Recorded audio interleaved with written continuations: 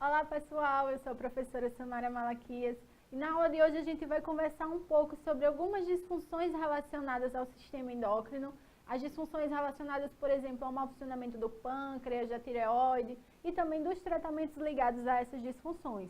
Vamos entender essas doenças, na verdade, que estão relacionadas ao mau metabolismo ou ao metabolismo ineficiente dessas glândulas.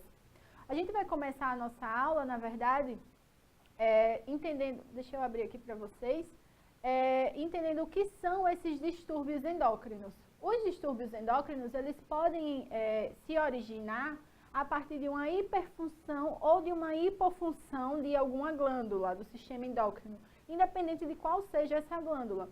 Quando eu falo de uma hiperfunção, é de um hiperfuncionamento, uma hiperliberação dos hormônios na corrente sanguínea para desencadear os efeitos. Ou seja, se eu tenho uma hiperfunção da tireoide, eu vou ter um hipertireoidismo. Se eu vou ter uma hipofunção da tireoide, eu vou ter um hipotireoidismo. Então, eu tenho esses dois tipos de ação que podem desencadear essas disfunções.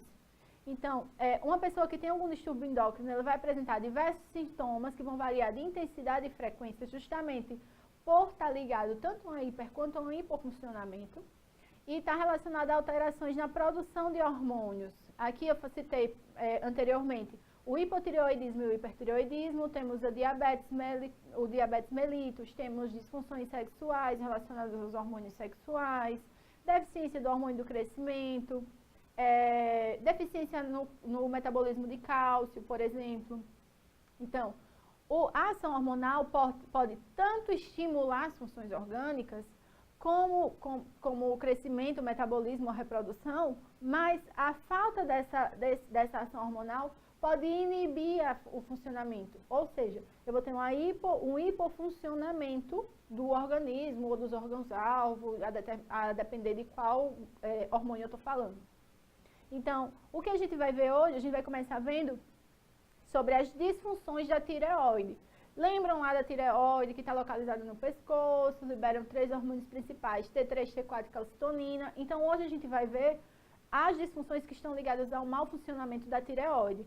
Eu comecei aqui trazendo essa figurinha, que dá para vocês entenderem bem. Deixa eu ver se eu tenho ela maior para vocês. Tenho sim. Vamos ver aqui.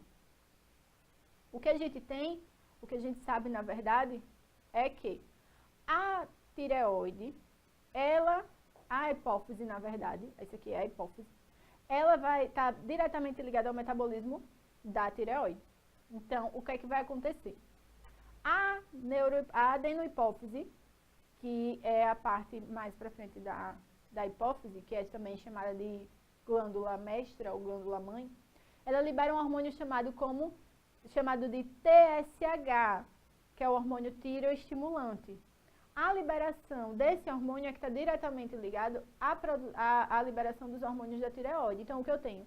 Um baixo nível sanguíneo dos hormônios tireoidianos ou uma baixa taxa metabólica favorece a estimulação do hipotálamo a fazer com que a adenohipófise libere o TSH. Um hormônio que ocorre a liberação do hormônio liberador, na verdade, um hormônio excitador, que aí ele vai descer até a adenohipófise. O TSH liberado no sangue vai estimular as células foliculares tireoidianas ou tireoides à produção dos hormônios e a liberação dos hormônios tireoides no sangue.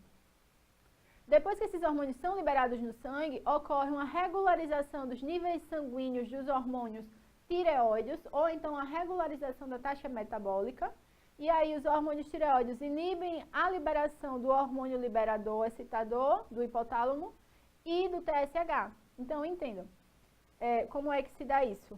Ocorre a baixa taxa metabólica e os baixos níveis de T3 e T4 vão ativar o hipotálamo, vão dar um clique no hipotálamo. O hipotálamo vai fazer com que ocorra a liberação do TSH pela adenohipófise.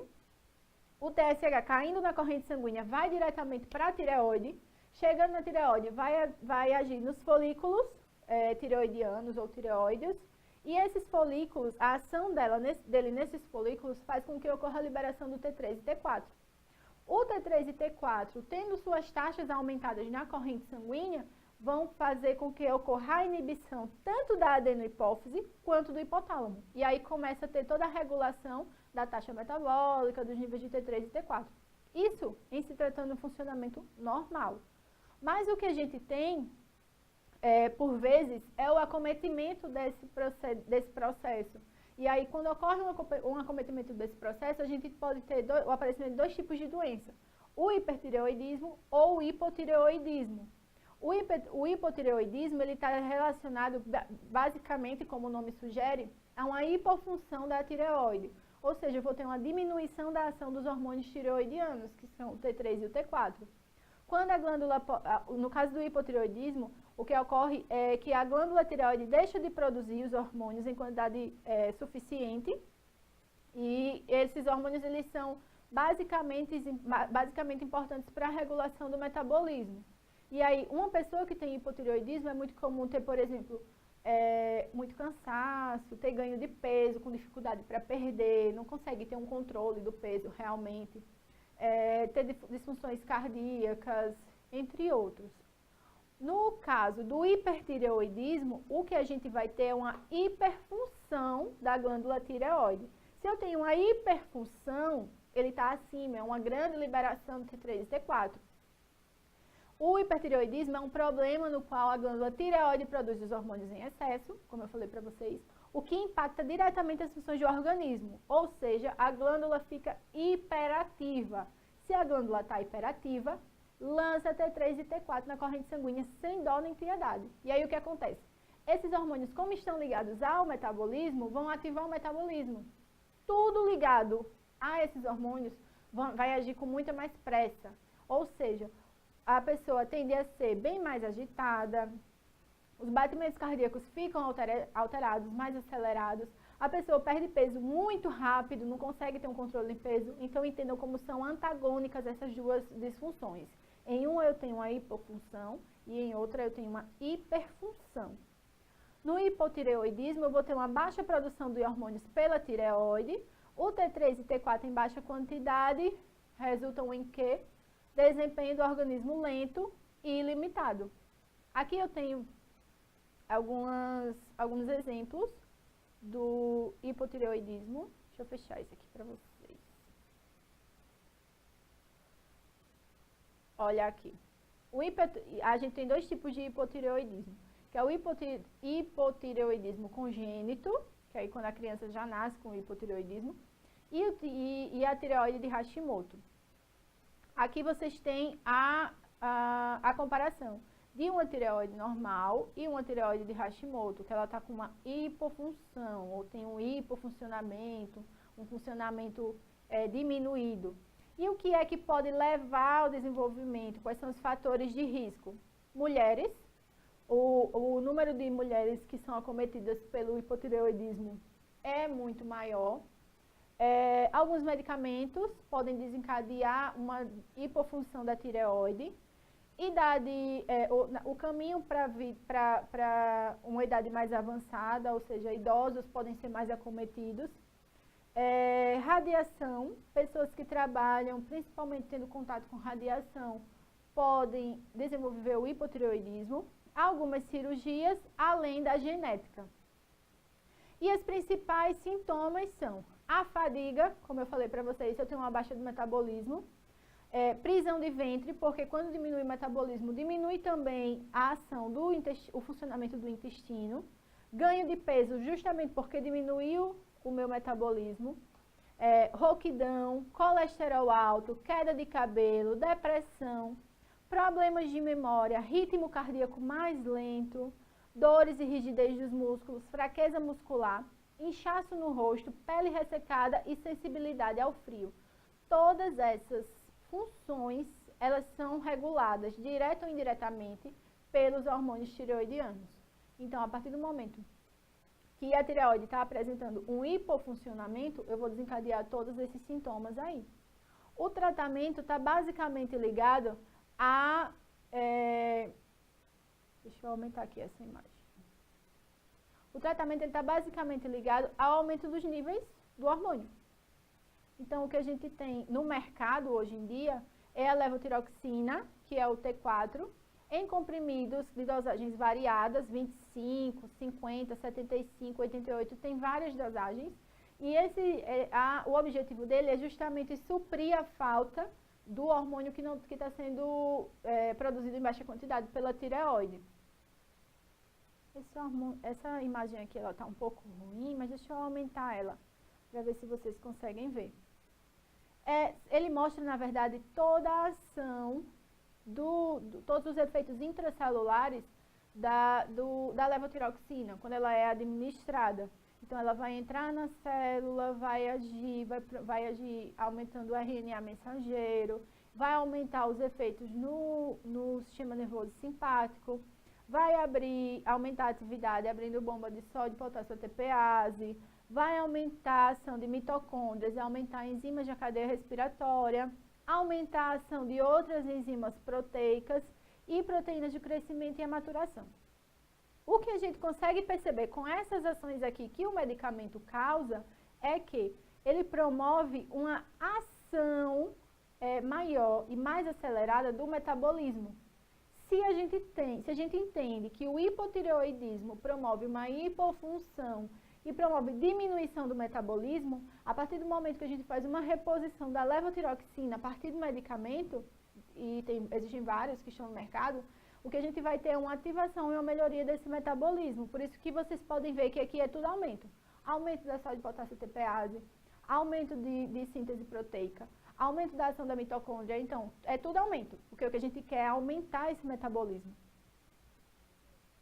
Com tudo isso, o que vai acontecer é o aumento do consumo de oxigênio, e aí eu tenho um aumento da taxa metabólica. Se eu tenho um aumento da taxa metabólica, eu consigo reverter os sintomas lá do hipotireoidismo.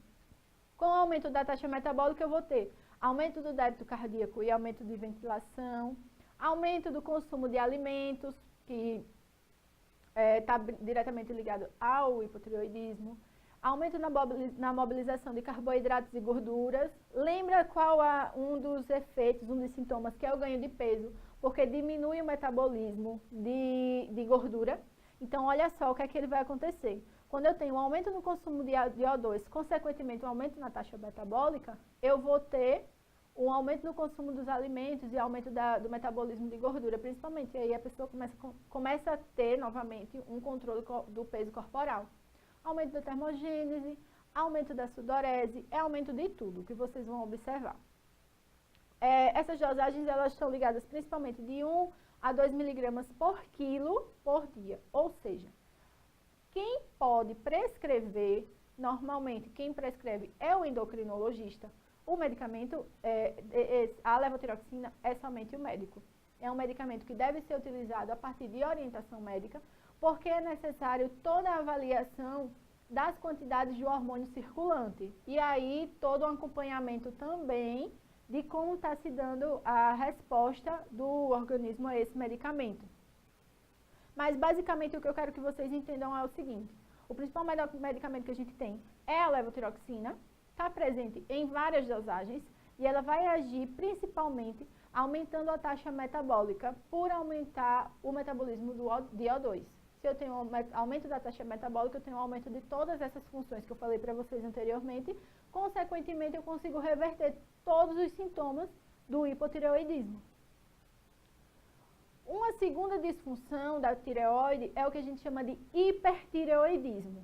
O hipertireoidismo, ou uma hiperfunção da tireoide, ela está ligada no aumento da liberação dos hormônios tireoidianos. Ao contrário do hipotireoidismo, no caso do hiper, o que eu vou ter é aumento nas taxas de T3 e T4. Se esses dois hormônios estão ligados ao metabolismo, e eu aumento o metabolismo por aumentar a liberação de T3 e T4, eu vou ter vários sintomas ligados ao aumento desse metabolismo. Por exemplo, a pessoa fica mais agitada, aumenta o ritmo cardíaco, perda de peso muito grande. Então, todos esses efeitos, eles estão ligados à produção excessiva de T3 e T4.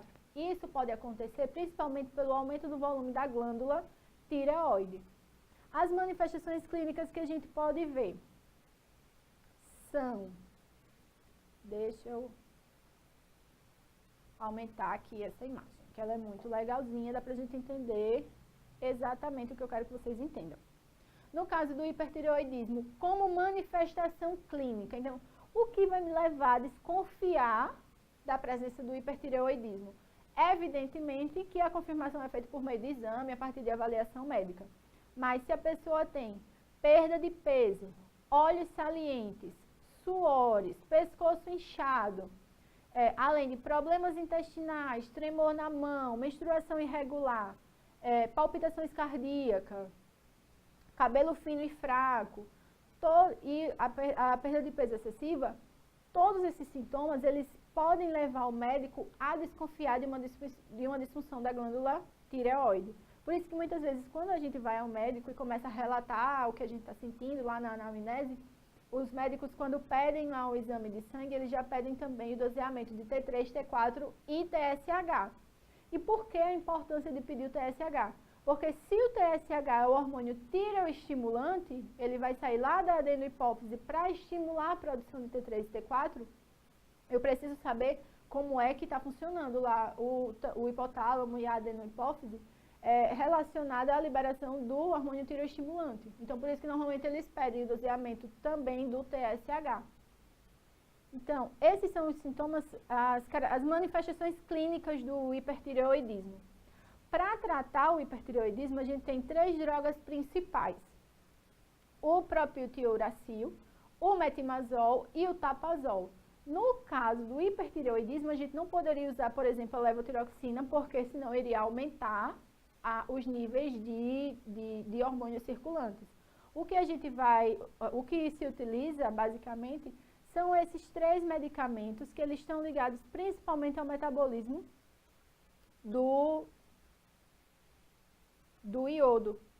Então, se eu sei, na verdade, que para ativação, para que eu tenha a forma ativa dos hormônios tireoidianos, ou seja, se eu preciso que a tiroxina seja transformada em T3 e T4, se eu preciso de iodo para que ocorra essa transformação, essa ativação desses hormônios, os medicamentos que estão ligados a uma hiperfunção da tireoide, eles vão agir principalmente nessa ligação do iodo à molécula de tiroxina.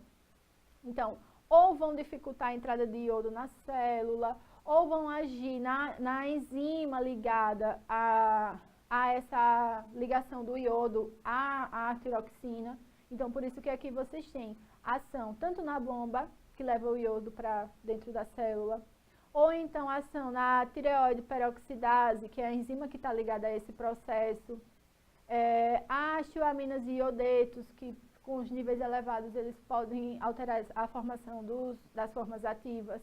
Então, se a gente sabe que o iodo está ligado diretamente ao processo de produção, digamos assim, do T3 e T4, os medicamentos que são utilizados para o hipertireoidismo, eles vão agir exatamente no metabolismo do iodo para ativação da forma ativa da tiroxina. E aí a gente vai, como não tem o iodo para se ligar à tiroxina, ou então os níveis são diminuídos, para se ligar à tiroxina e formar o T3 e T4, eu tenho uma diminuição da produção de T3 e T4.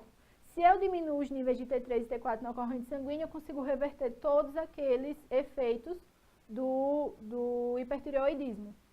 Outro tipo de tratamento é o iodo radioativo, que o iodo vai ser administrado por via oral e ele vai, na verdade, promover todos aqueles efeitos, na verdade, ele vai ser revertido por conta desse aumento de iodo. Se eu tenho um aumento de iodo, e esse aumento de iodo vai favorecer o aumento desses átomos à molécula de tiroxina, eu vou ter um aumento de T3 e T4, um aumento da produção. Se eu tenho um aumento de T3 e T4, eu tenho um aumento do metabolismo e reversão dos efeitos do hipertireoidismo. Ele vai promover uma necrose glandular. Então, aqui, o que eu tenho é um resuminho de todos esses efeitos. Vamos ver aqui.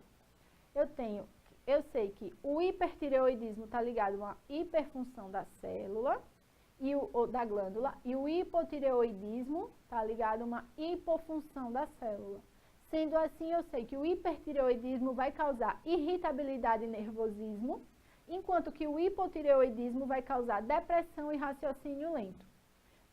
Em nível de intestinos e rins, o hipertireoidismo vai promover um número maior de evacuações e aumento da produção de urina por ter um hiperfuncionamento, enquanto que o hipotireoidismo vai promover a presença de prisão de ventre e pouca produção de urina. Em nível cardíaco, no caso do hipertireoidismo, eu vou ter uma taquicardia e arritmia, e no caso do hipotireoidismo, diminuição da frequência cardíaca. E relacionada aos músculos e ossos, pessoas que têm hipertireoidismo, os hormônios queimam as proteínas em excesso, causando o mesmo sintoma do hipotireoidismo. E, no caso do hipo, tenho fraqueza, dores, câimbras e diminuição da massa corpórea. E essa diminuição da massa corpórea causa a principal característica de quem tem hipotireoidismo, que é o ganho de peso. O que é que eu preciso que vocês entendam? Se eu tenho alteração, e por isso que eu falei para vocês a questão do exame. Se para fazer o diagnóstico, eu preciso que o médico precisa fazer toda uma avaliação de sintomas, e aí faz o doseamento desses hormônios, entendam que é muito importante que o médico faça o doseamento tanto dos hormônios da tireoide quanto do TSH também, porque um vai estar diretamente ligado ao outro. Outro tipo de disfunção é uma disfunção que ocorre no pâncreas. Então, o que é que a gente lembra lá da nossa aula sobre a anatomofisiologia? O pâncreas é uma glândula mista que vai produzir dois hormônios antagônicos, a insulina e o glucagon. Um vai agir antagonizando o efeito do outro. Um ativa aumenta a utilização de glicose, diminuindo os níveis de glicose na corrente sanguínea. O outro aumenta os níveis de glicose na corrente sanguínea. Então, agora a gente vai começar a ver as disfunções dessa glândula mista, do pâncreas. E elas também estão ligadas ao ganho de peso, como no caso que a gente viu das disfunções da tireoide, no caso do hipotireoidismo. E também pode desencadear outras comorbidades. Então, mais para frente, a gente vai ver, por exemplo, pessoas que têm diabetes correm o risco de ter problemas cardíacos, correm o risco de desenvolver outros problemas relacionados à circulação. Então, o que eu preciso que vocês prestem atenção nesse caso e que vocês entendam a ação desses dois hormônios é que o diabetes ele é uma das doenças que mais vem aumentando ao longo dos anos, porque principalmente por conta do estilo de vida, falta de exercício físico, dieta desregrada. Então, essa doença em si, vocês vão encontrar muito no dia a dia de vocês, pessoas que fazem utilização de medicamentos de hipoglicemiantes orais, ou então de insulina também, os insulino dependentes. Então, vamos dar uma olhadinha um pouco sobre as disfunções do pâncreas ou a diabetes. Diabetes, ele tem dois tipos. Tem o diabetes tipo 1, que é também conhecido como diabetes juvenil, que acomete mais pessoas jovens. É muito difícil, por exemplo, um adulto acima de 40 anos apresentar diabetes tipo 1. E no caso do diabetes, o pâncreas ele perde a capacidade de produzir a insulina. Se ele perde a capacidade de produzir a insulina, essa pessoa obrigatoriamente vai ter que tomar insulina.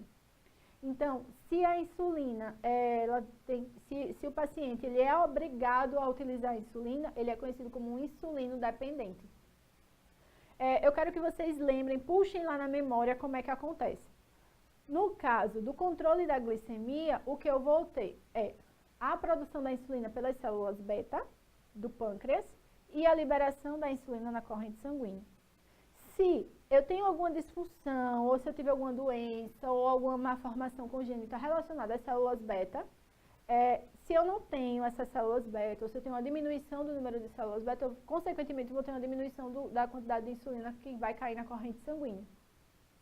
Então, o corpo ele não vai aproveitar o açúcar ingerido para transformar em energia. E como eu falei para vocês, acomete principalmente crianças, adolescentes e adultos jovens. A principal causa, o pâncreas deixa de produzir a insulina ou então vai diminuir significativamente essa produção. Normalmente, a diminuição dessa produção, que está diretamente ligada à diminuição das células beta, ela está ligada à ação de doenças autoimunes, ou seja, o próprio organismo começa a combater essas células. Então, o próprio organismo começa a destruir as células beta, e aí a função do pâncreas fica toda alterada. E aí o pâncreas não consegue, mas ou não consegue produzir uma quantidade suficiente, ou para de vez de produzir. Existem locais que já tentaram fazer, por exemplo, transplantes de pâncreas para tentar reverter esse quadro. Mas o que eu quero que vocês entendam é que um paciente que apresenta diabetes tipo 1, ele é obrigatoriamente usuário de insulina, porque a insulina ou não é produzida, ou é produzida de maneira ineficiente. Normalmente, o que pode desencadear essa disfunção, como eu falei para vocês, é a doença autoimune, ou então ainda a influência genética ou infecções virais. Nessa figurinha aqui, o que a gente tem? Deixa eu fechar aqui para vocês. Vamos entender como é que funciona. A insulina, ela funciona como um facilitador da entrada de glicose para a célula, sai da corrente sanguínea e vai para dentro da célula.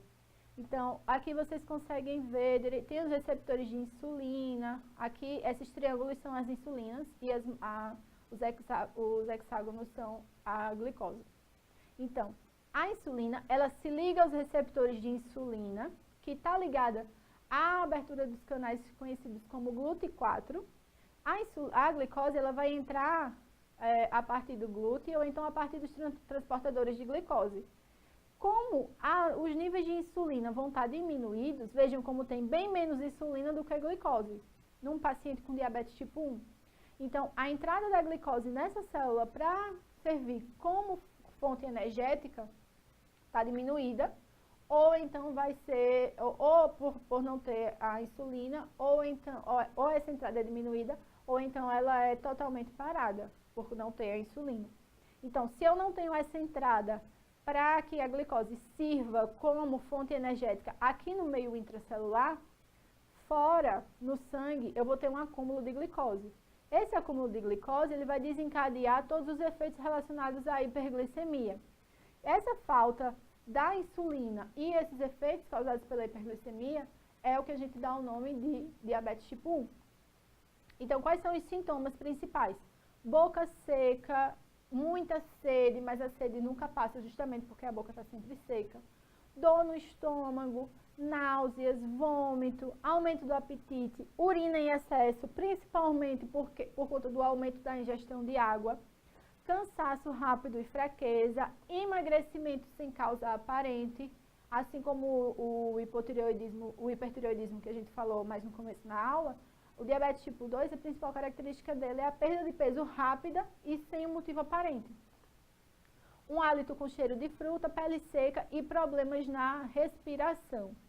O tratamento, como eu falei para vocês, basicamente é a partir da utilização de insulina, porque se a célula não consegue, se o pâncreas não consegue produzir ou se produz numa quantidade insuficiente a insulina para desencadear todas as ações vinculadas a ela, o que tem que ser feito é a utilização de uma insulina exógena, ou seja, a utilização de... Tem vários tipos de insulina, insulina de ação rápida, insulina de ação média, insulina de ação ultra rápida. E aí toda essa avaliação quem vai fazer é lá o médico endocrinologista, mas uma coisa eu quero que vocês saibam. Mesmo o paciente fazendo a dieta, uma dieta bem regrada, tendo uma diminuição da ingestão de açúcar e carboidratos, ainda assim vai ser necessária a utilização da insulina, porque provavelmente não tem a produção realmente. A quantidade e o tipo de insulina que devem administrar diariamente vai depender de cada caso e devem ser indicados pelo médico, como eu falei para vocês. E como eu disse, hoje em dia no mercado existem vários tipos de insulina. Deixa eu aumentar essa imagem para vocês. Lá na farmácia, o que vocês vão ver é vários tipos de insulina, várias marcas diferentes também, mas o que eu quero que vocês gravem é que esses tipos de insulina, eles estão ligados principalmente a velocidade de ação delas. Então, eu tenho as insulinas ultra rápidas, que são as insulinas lispro, aspartate e a glulisina, que a ação delas dura apenas de 3 a 5 horas.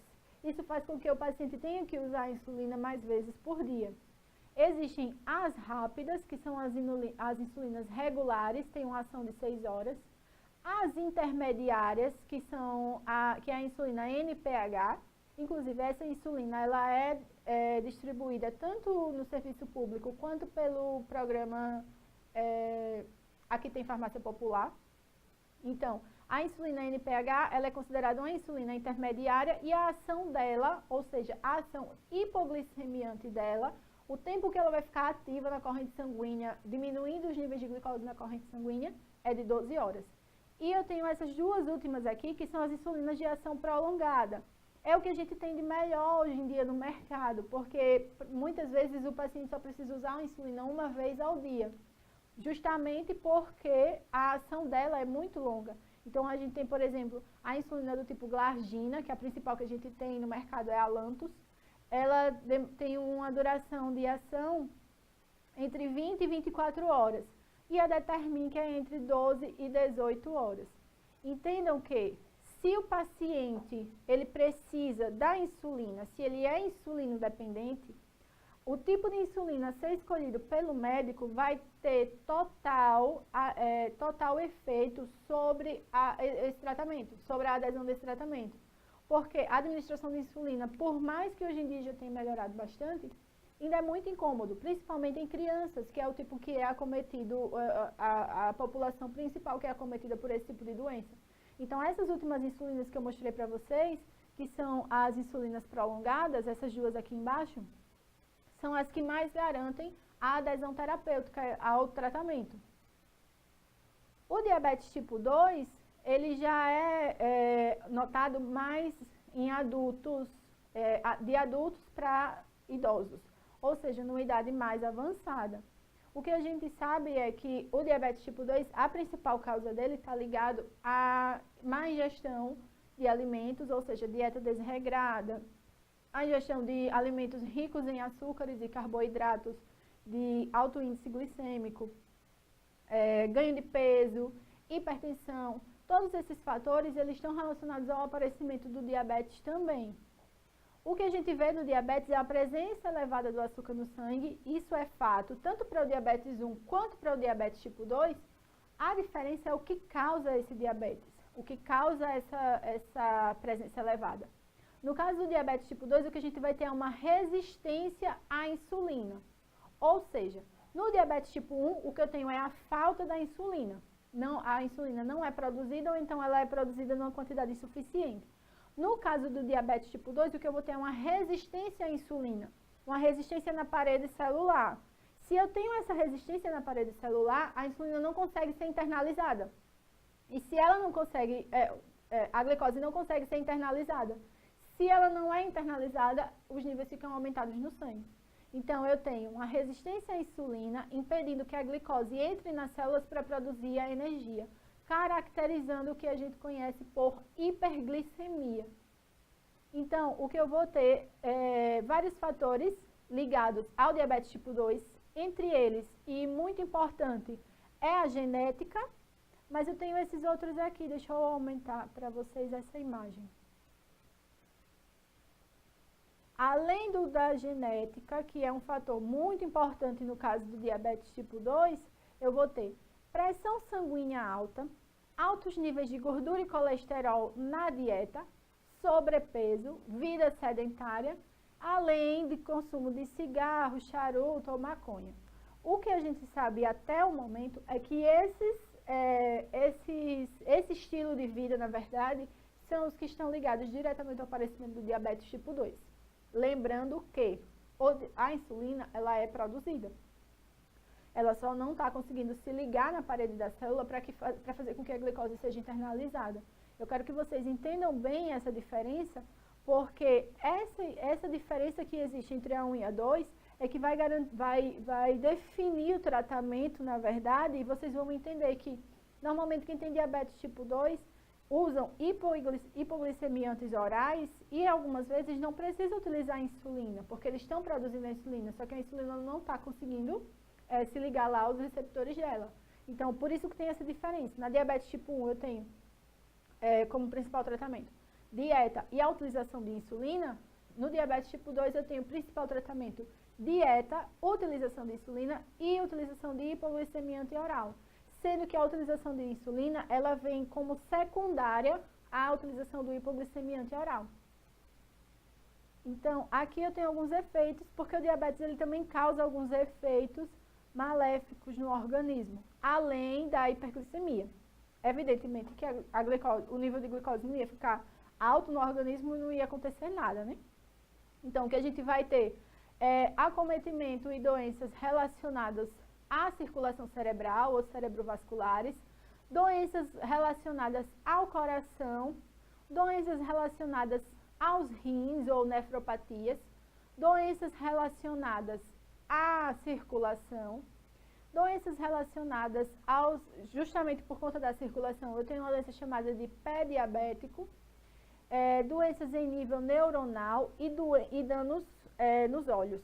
É muito comum, por exemplo, a gente ver pessoas que começaram a desenvolver o diabetes e hoje em dia fazem tratamento, mas que no começo, antes, quando não sabia o que era doença, antes de começar a tratar, tem muita gente que tem perda da visão, tem muita gente que tem, por conta do pé diabético, acaba tendo que amputar dedos ou amputar o pé inteiro, justamente por conta da falta de circulação, da vascularização diminuída e a dificuldade de cicatrização de determinadas lesões. Então, a presença do diabetes, ela desencadeia muitos outros perigos para o organismo. E além disso, de todos esses efeitos que eu falei para vocês, a pessoa apresenta fadiga, visão desfocada, aumento de apetite, aumento da sede, urinar frequentemente graças ao maior consumo de líquidos, aumento de infecções, especialmente de urina na bexiga, rins e pele. O que a gente sabe também, já percebe, é, por exemplo, mulheres diabéticas, elas tendem a apresentar um aumento na proliferação de cândida, desencadeando várias vezes no ano a candidíase, justamente por conta dos níveis elevados de açúcar na urina também, porque a glicose acaba sendo excretada na urina. E a presença da glicose na urina e a região genital, que já é úmida e quente, favorece o aparecimento de fungos, principalmente a cândida. Então, é muito comum mulheres que têm diabetes tipo 2 apresentar esse tipo de infecção. A gente tem também um processo de cicatrização mais lento, por isso que acaba desencadeando o que a gente chama de pé diabético.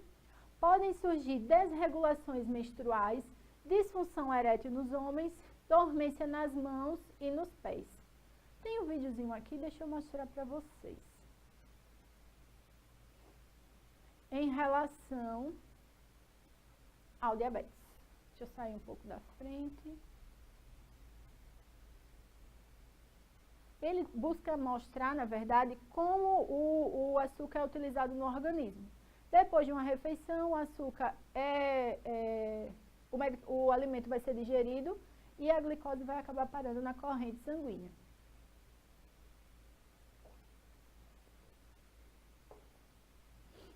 Aí vocês estão vendo a glicose se espalhando por todo o corpo. Essa glicose ela vai servir como fonte energética. O aumento da glicose promove a liberação da insulina. Aqui ele está falando que a glicose é essencial na produção da energia, principalmente dos músculos. Só que para a glicose desencadear toda a sua ação energética, ela tem que estar dentro da célula. E quem vai levar ela para dentro da célula é a insulina. Aqui o pâncreas, os dois hormônios que o pâncreas produz, a insulina e o glucagon. Como vocês podem ver aqui a estrutura do pâncreas. E aí a gente tem a produção de insulina que ocorre nas células beta, a produção do glucagon ocorre nas células alfa, e aqui vocês conseguem ver os vasos sanguíneos. Vamos mais para frente. O que a gente tem? Quando a gente se alimenta, que ocorre o aumento da glicose, vai ocorrer também o aumento da liberação da insulina. Aí a insulina caindo na corrente sanguínea. Todas lindas, maravilhosas. correndo junto com a glicose. E aí existe esse transportador, que é do tipo GLUT4, que é nele em que a glicose vai se ligar, facilitando a entrada da glicose, na verdade, para o meio intracelular, para desencadear todas as ações. E entre as refeições, quando o corpo necessita de mais glicose para produzir a energia, é quebrado o glicogênio, e aí o glicogênio é quebrado em várias moléculas de glicose, que são lançadas na corrente sanguínea também. Ou seja, aquele período de jejum que a gente passa entre uma refeição e outra, a nossa fonte de glicose é a partir do glicogênio que está armazenado lá no fígado. Aí tem a neoglicogenólise e aí todos os efeitos. Deixa eu adiantar aqui o vídeo para a gente ver. Isso aqui ele ainda está mostrando a questão do glicogênio. O que eu quero que vocês entendam é que essa produção, ela está diretamente ligada à nossa, por isso que ela está diretamente ligada também à nossa alimentação. Se a gente tem uma alimentação saudável, a gente vai ingerir a quantidade de glicose suficiente para a utilização dessa glicose como fonte energética nas nossas células.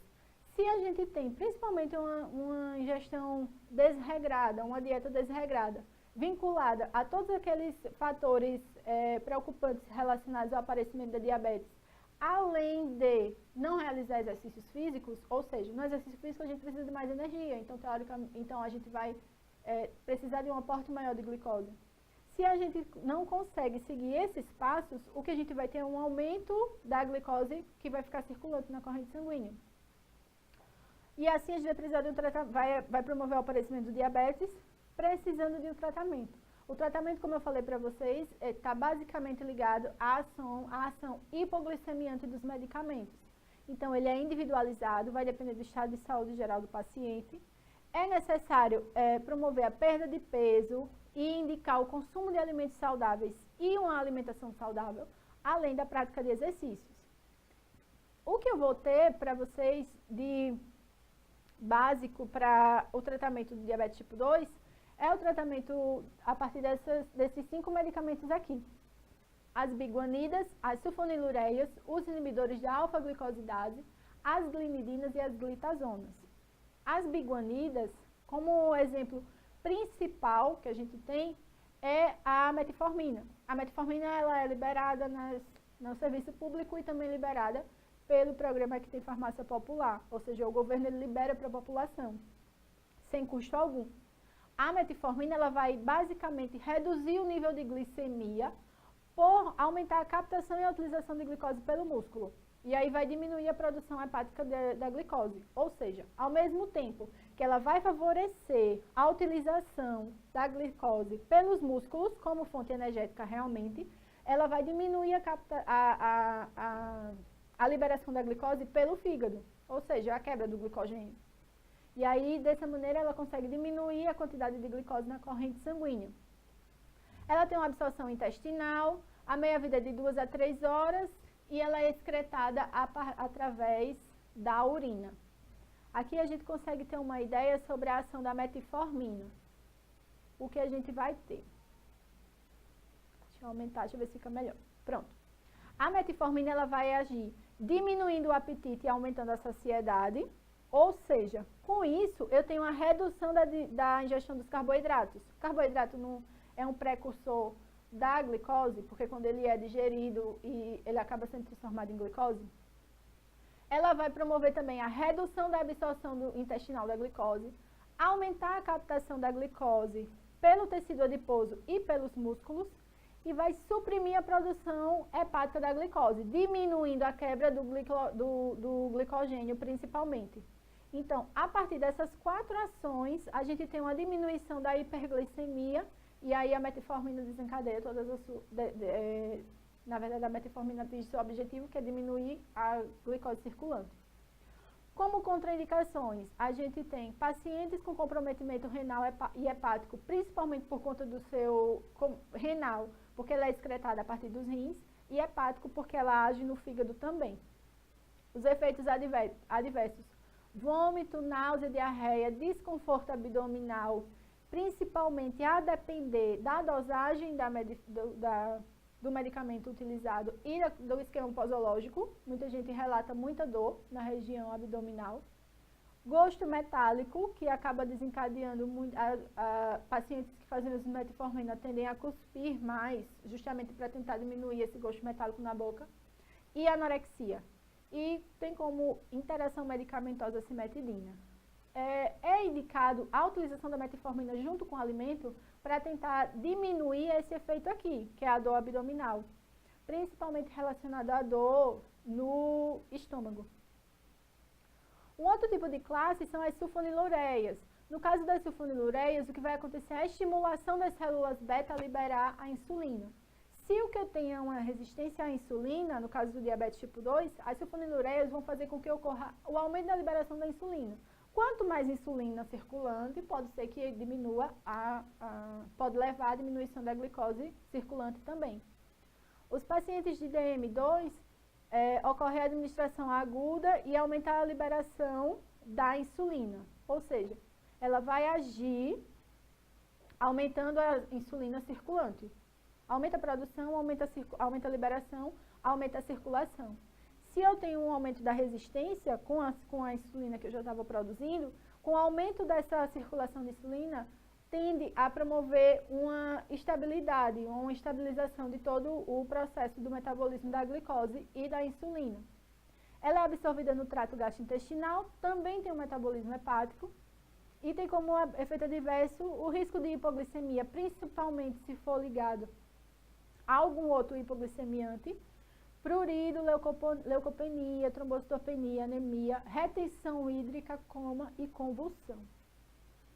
Tem algumas interações medicamentosas que estão principalmente ligadas ao metabolismo hepático, justamente porque ela já pode causar danos hepáticos também. Outro tipo de classe são os inibidores da alfa-glicosidase, que eles vão reduzir a absorção intestinal do amido, ou seja, a gente já teve a metformina, que vai agir principalmente no metabolismo em relação à absorção, vai diminuir saciedade, vai fazer com que a glicose seja mais utilizada nos músculos e tal. Teve as sulfonilureias que vão promover o aumento da produção e liberação da insulina. E aqui a gente tem o aumento da absorção intestinal do amido, da destrina e dos disacarídeos. Consequentemente, se eu tenho um aumento dessa absorção, ou se eu tenho a redução dessa absorção, eu tenho uma redução dos níveis de glicose circulante depois. Como reação adversa, eu tenho reações gastrointestinais e hipoglicemia, principalmente se ele for associado a outro hipoglicemiante. E aqui a gente tem um esquema de como ocorre essa redução. O medicamento ele vai se ligar ao receptor que ia receber o oligosacarídeo em questão. Se o medicamento já está ocupando o sítio, ele não consegue ser absorvido. Se não consegue ser absorvido, ele não vai ser quebrado e transformado numa molécula de glicose. Temos também as glinidinas, que são medicamentos secretagogos de insulina com menor tempo de ação. Eles também vão facilitar a liberação da insulina, só que a ação deles é bem menor. E essa estimulação acontece exatamente pelas células beta. Tem a nateglidina, que ela é metabolizada no fígado e ela é administrada de 1 a 10 minutos antes das refeições, pode promover o aparecimento de sudorese e palpitações. Temos a repaglidina, ela é absorvida pelo trato gastrointestinal, a meia-vida dela é só de 1 hora, vejam como ela é rápida, e ela também é metabolizada no fígado. E as interações medicamentosas estão ligadas principalmente ao metabolismo dessas células, ou seja, antibióticos macrolídeos vão diminuir o metabolismo desse medicamento. A rifampicina e a genfibrosila também, podendo, na verdade, promover uma ação hipoglicemiante. E temos também as glitazonas. As glitazonas elas vão atuar principalmente em relação à resistência à insulina periférica. Como o diabetes tipo 2 ele é caracterizado pelo aumento da resistência da insulina, desfavorecendo a entrada da glicose no meio intra e promovendo a hiperglicemia, a partir do momento que são administrados os medicamentos da classe das glitazonas, essa resistência é diminuída e aí a glicose consegue entrar na célula. Aí eu vou ter a pioglitazona, que também tem um metabolismo hepático, por isso que a maior parte desses desses medicamentos são contraindicados para pacientes reconhecidamente hepatopatas, tem uma absorção rápida e completa, e tem interações medicamentosas, principalmente com medicamentos que também são de metabolização hepática. E as reações adversas principais, anemia, ganho de peso, edema e aumento do colesterol total sérico. Então, aqui eu tenho um resuminho de todos esses fármacos que são utilizados no tratamento do diabetes tipo 2. Eu vou ter os medicamentos que retardam a absorção de carboidrato, vou ter como a carbose, vou ter os medicamentos que reduzem a produção excessiva de glicose no fígado, como a metformina e as glutazonas, vou ter os medicamentos que estimulam a secreção alterada de insulina e vou ter os medicamentos que reduzem a resistência periférica à insulina. Essas são as principais classes de hipoglicemiantes. Como eu falei para vocês, a utilização de glicose a utilização de insulina exógena nesse tipo de paciente, ela é secundária. Por isso que eu nem trouxe para vocês como opção de tratamento, eu apresentei somente para o diabetes tipo 1. O que eu quero que vocês entendam é que esses hipoglicemiantes orais, eles podem agir por vários mecanismos de ação. E é isso que eu quero que vocês gravem, principalmente a contraindicação em pacientes hepatopatas, a possibilidade de perda de peso muito grande e anorexia, como é no caso da metformina. Então, eu quero que vocês se detenham principalmente essas características mais ímpares, entenderam? Eu espero que vocês tenham gostado. Como o sistema endócrino ele é muito vasto, muito amplo, ele nos abre brecha para muitas disfunções. Hoje a gente vê esses dois tipos de disfunções, mas existem muitas outras que a gente vai ver posteriormente. Espero que vocês tenham gostado e aguardo vocês até na nossa próxima aula.